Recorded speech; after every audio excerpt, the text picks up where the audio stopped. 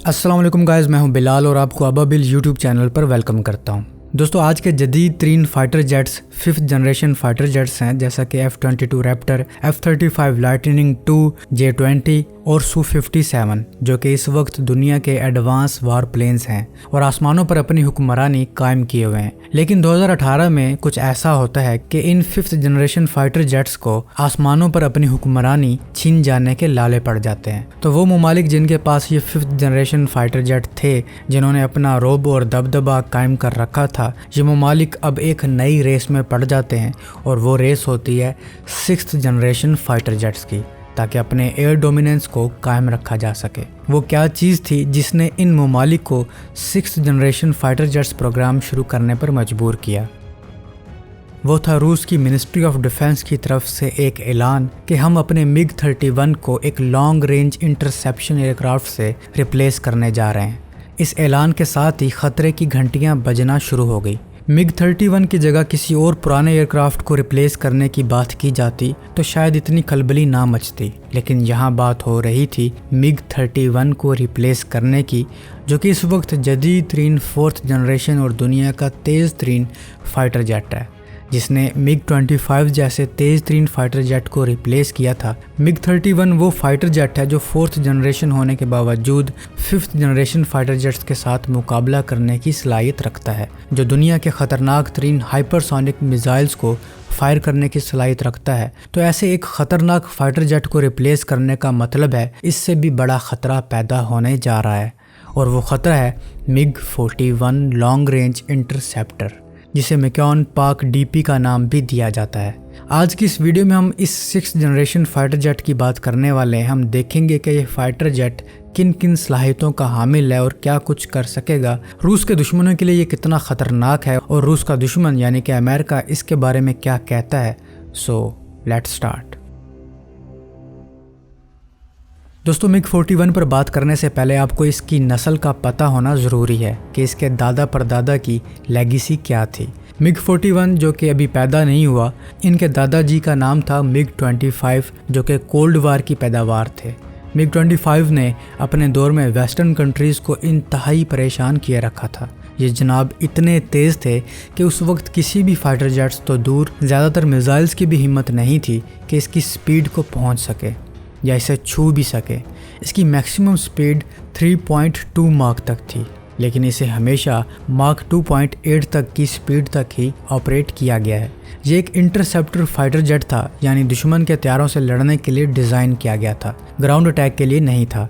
इसके लिए ज़रूरी था कि इसकी स्पीड भी इंतहाई तेज़ हो और ये एयर टू एयर मिसाइल से लैस हो। इसके पास कुछ मिसाइल्स तो ऐसे थे जिनसे इस तैयारे की स्पीड ज़्यादा थी। इस इंटरसेप्टर ने कई वर्ल्ड रिकॉर्ड्स भी अपने नाम किए, जैसा कि दुनिया के तेज़ तरीन इंटरसेप्टर होने का रिकॉर्ड, तेज़ तरीन ऊंचाई चढ़ने का रिकॉर्ड वगैरह। एक वक्त तक तो वेस्टर्न कंट्रीज़ को पता तक नहीं था कि ये कौन सा खुफिया हथियार है जिसकी स्पीड इतनी है कि हमारे ज़्यादातर मिसाइल्स तो इसकी स्पीड को भी मैच नहीं कर सकते। इस तक पहुंचना तो दूर की बात है।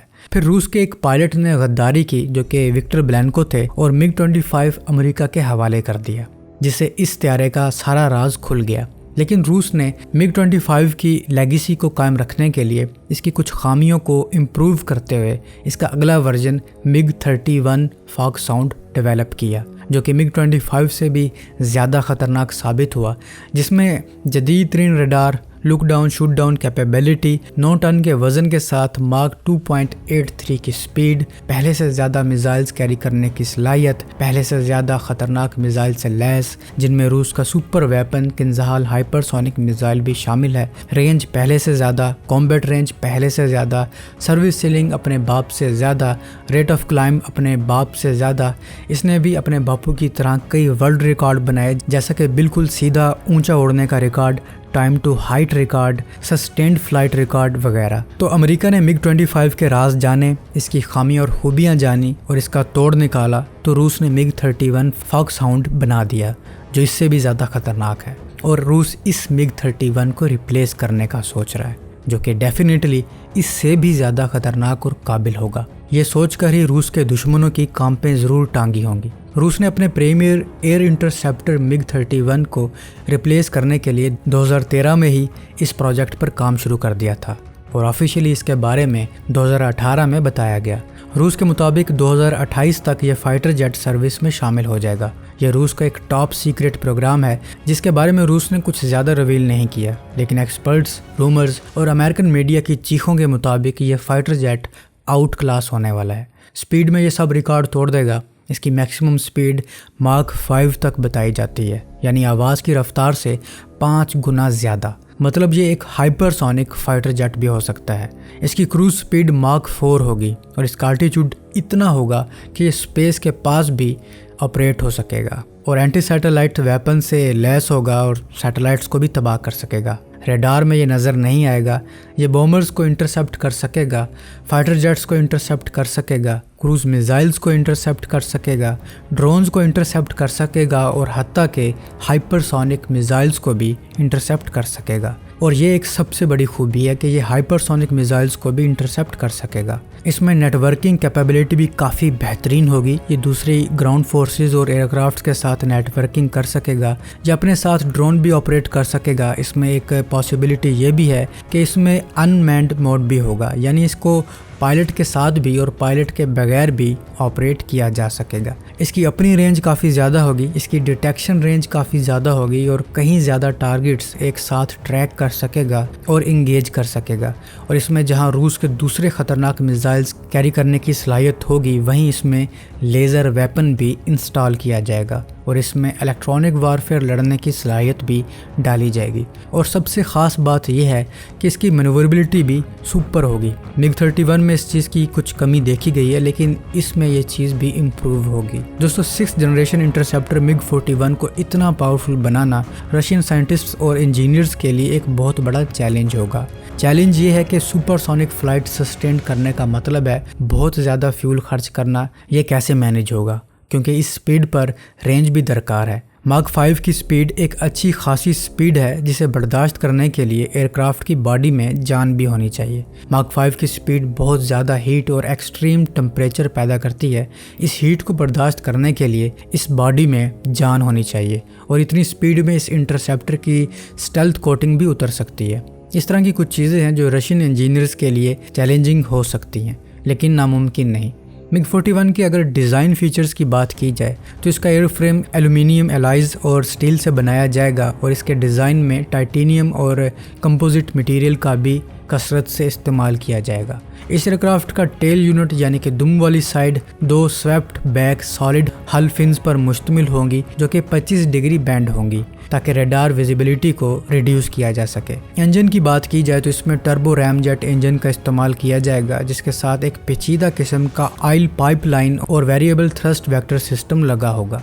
3 एडजस्टेबल डैम्पर्स होंगे जो कि इंजन की तरफ आने वाले एयर फ्लो को कंट्रोल करने के लिए इस्तेमाल होंगे। इसकी चेसिस एक क्लासिक ट्राईसाइकिल होगी जो कि इसकी ताकत और शॉक एब्जॉर्प्शन को बढ़ाएगी। इसका फ्रंट लैंडिंग गियर 2 टायर्स पर मुश्तमिल होगा जहां पर 2 LED की लैंडिंग लाइट्स भी होंगी और एक टोइंग कार्ट अटैचमेंट होगी। इस एयरक्राफ्ट के वेपन एक स्पेशल कंपार्टमेंट में प्लेस होंगे जिसके हैच डोर भी एक पेचीदा शेप के होंगे ताकि रेडियो वेव्स से बचा जा सके।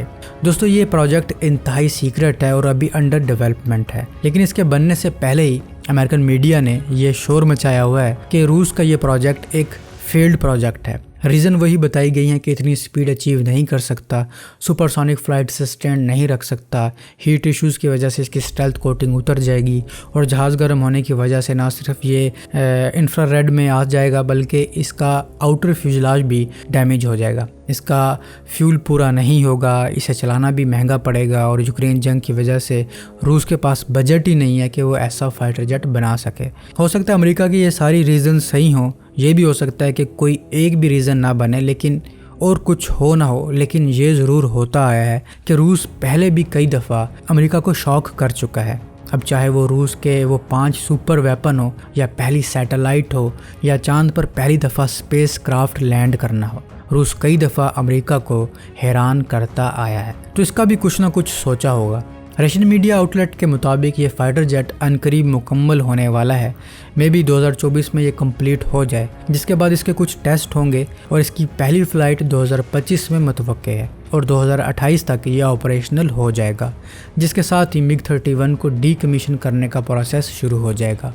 रूस का मानना है कि मिग 41 की क्रिएशन सिर्फ मिग 31 की रिप्लेसमेंट नहीं होगी, बल्कि ये एयरक्राफ्ट टेक्नोलॉजिकल रेवोल्यूशन होगा। दोस्तों इसके मुकाबले में अमेरिका भी अपना 6th जनरेशन फाइटर जेट बना रहा है, जिसे next generation air dominance program कहते हैं। तो अब तक के लिए इतना ही। उम्मीद है आपको ये वीडियो पसंद आई होगी। अगर आपको ये वीडियो पसंद आई है तो अपने दोस्तों के साथ ज़रूर शेयर कीजिएगा और कमेंट सेक्शन में अपनी राय का इजहार भी ज़रूर कीजिएगा। मैं मिलता हूँ एक नई और दिलचस्प वीडियो के साथ। तब तक के लिए अपने होस्ट बिलाल को इजाज़त दीजिए। अल्लाह हाफिज़।